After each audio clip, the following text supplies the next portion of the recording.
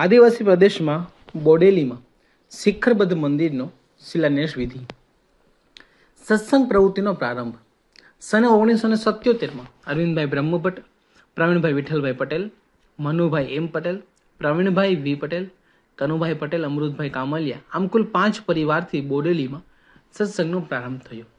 સને 1980માં ભગવાન સ્વામિનારાયણ દ્વિશતાબ્દી મહોત્સવ ઉપક્રમે સ્વામી શ્રી છોટા ઉદેપુર પધાર્યા ત્યારે બોડેલીના ઉપરોક્ત 5 હરિભક્તોની વિનંતીને માન્ય રાખી સ્વામી શ્રી બોડેલીમાં પધાર્યા. ટૂંકી સત્સંગ સભા યોજાઈને સ્વામીશ્રીએ 5 પરિવારોથી રવિ સભાની શરૂઆત કરવા આદેશ આપ્યો. એ લવ સત્સંગમાંથી આ ઇતિહાસ સર્જાયો. સ્વામીશ્રી 1984માં પુનઃ બોડેલી પધાર્યા. તેઓના આશીર્વાદથી સત્સંગ સભા જામવા લાગી. કુમારસરાના મકાનમાં સભા થવા લાગી. 1988, 1990, 1998, 2001 અને 2003ના વર્ષે પણ સ્વામીશ્રીએ પધારી લાભ આપ્યો. 2005ના વર્ષે મંદિર શિલાન્યાસ નિમિત્તે વિસ્તારને મોટું તીર્થધામ અર્પવા ભીડો વેઠી પધાર્યા. શિખરબદ્ધ મંદિર ખાતમુહૂર્ત તારીખ 10 ફેબ્રુઆરી 2005ના રોજ સ્વામીશ્રી શિલાન્યાસ માટે 9:50 વાગ્યે પ્રકાશભાઈ બાબુભાઈ પટેલે આપેલી 11 એકર જમીનમાં પ્રવેશ્યા ત્યારે વાતાવરણ અદ્ભુત હતું. વૈદિક વિધિનો પાવન ધ્વનિ છવાઈ રહ્યો હતો. વિશાળ સભા મંડપમાં આદિવાસી વિસ્તારોમાંથી આવેલા 5000 જેટલા યજમાનો મહાપૂજાવિધિ કરી રહ્યા હતા.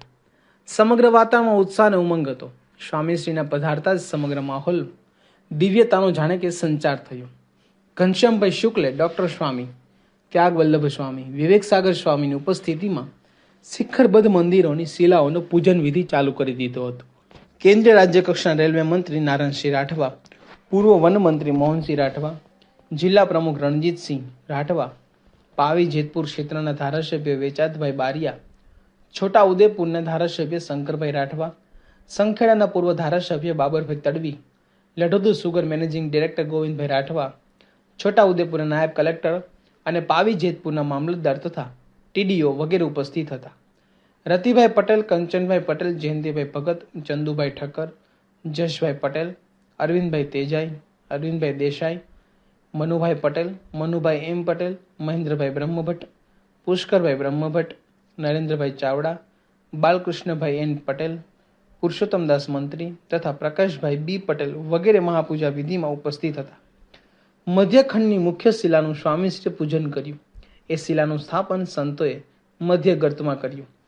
ભવ્ય સત્સંગ સભા 5000 યજમાનોથી શોભતી આદિવાસીઓની આ સભા એટલે જાણે કે અસત્યમાંથી સત્ય તરફ વળેલા અધ્યાત્મ યાત્રીઓનો મહેરામણ. વિવેક સાગર સ્વામી, ડોક્ટર સ્વામીના પ્રવચન પછી આ વિસ્તારના ખૂબ મુખ્ય સંત દિવ્ય સ્વરૂપ સ્વામીએ સ્વાગત પ્રવચન કર્યું. ત્યારબાદ હાર તોરા વિધિ થયો. સમગ્ર વિસ્તારના અનેક સત્સંગ મંડળો વિધિભાવપૂર્વક ભાતના આહાર બનાવીને લાવ્યા હતા. સૌ વતી મોટેરા સંતો તથા અગ્રણી કાર્યકર્તાઓ સ્વામીશ્રીના ચરણોમાં અર્પણ કર્યા. આ પ્રસંગે રેલવે મંત્રી નારાયણસિંહ રાઠવાએ પ્રવચન કરતા જણાવ્યું કે આ વિસ્તારમાં જોયું છે કે સત્સંગ થયા પહેલા અહીં કશું જ હતું નહીં.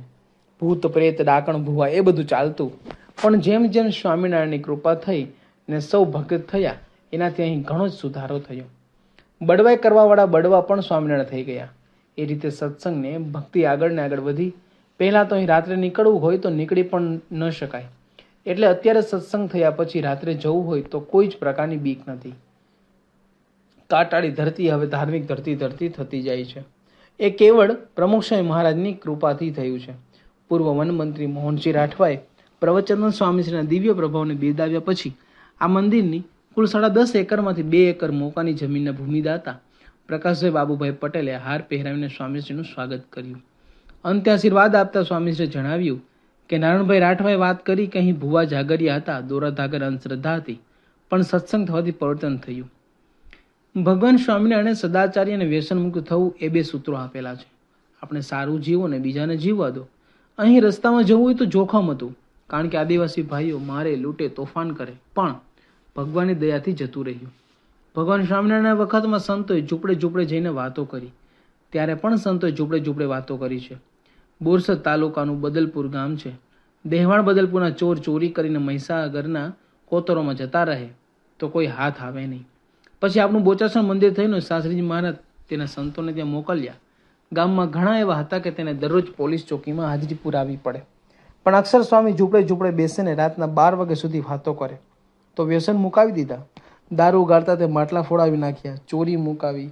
એ બધું એક વરસદાડામાં એટલું બધું પરિવર્તન થયું કે બધા ચોરી કરતા બંધ થઈ ગયા.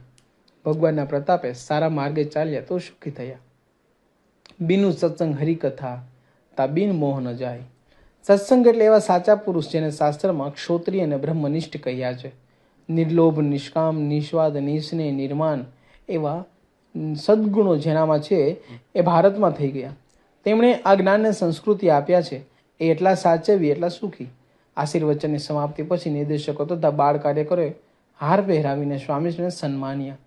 6:30 વાગ્યે બોડેલીમાં સત્સંગ વિકાસના પાયાને અચળ કરીને એક અકલ્પનીય સ્થાન રચવાના સંકલ્પ સાથે સ્વામીશ્રીએ વિદાય લીધી અને પુનઃ અટલાદરા મંદિરે પધાર્યા. તારીખ 12 ફેબ્રુઆરી 2005ના રોજ અટલાદરામાં સંધ્યા સત્સંગ સભામાં યુવાદિન નિમિત્તે વડોદરા શહેર યુવતી મંડળ તૈયાર કરેલો 85,885 સ્વામિનારાયણ મંત્ર લખિત કલાત્મક હાર ત્યાગ વલ્લભ સ્વામીએ સ્વામીશ્રીને અર્પણ કર્યો. યુવતી મંડળની બચત સેવાનો કુંભ અર્પણ કર્યો. આ ઉપરાંત 68 યુવતીઓએ 85 કલાકના સજેડ ઉપવાસ, 8 યુવતીઓએ 85 કલાકના નિર્જળ ઉપવાસ, 171 યુવતીઓએ રોજની 85 માળાનો જાપનો નિયમ, 217 યુવતીઓએ 85 વખત જનમંગલ નામાવલીનો પાઠ, 134 યુવતીઓએ એક દિવસનો નિર્જળ ઉપવાસ અને 84 યુવતીઓએ ઘરેથી મંદિર સુધી પદયાત્રા કરી હતી. ભગવત પ્રકાશ સ્વામી લિખિત સંવેદના નામક પરિસંવાદમાં યુવા પેઢી અને તેઓના પિતાઓએ વારાફરતી પોતપોતાના પ્રશ્નોની સચોટ અભિવ્યક્તિ કરી હતી. છેલ્લે વૃદ્ધ પરિસ્થિતિ પણ ઘડપણ કોણેરે મોકલ્યું એ ગીતના આધારે રજૂ કરવામાં આવી. અંતે માર્ગદર્શન આપતા સ્વામીશ્રીએ પરિવારમાં શાંતિનો અદ્ભુત ઇલાજ દર્શાવતા સહનશીલતાની પ્રેરણા આપી હતી.